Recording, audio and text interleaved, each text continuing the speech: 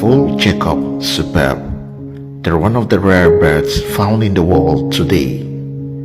They were first discovered in 1930 by Ernest Mayr, and the Vogelkop is a subspecies of the birds of the paradise.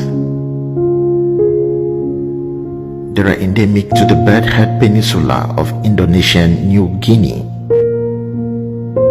This bird mostly feed on fungals, worms, arthropods, fruits, insects, and seeds. The adults can grow to a length ranging between 25 to 26 centimeters long and can weigh up to 105 grams. The Vogelkop superb have a lifespan of about 5 to 8 years.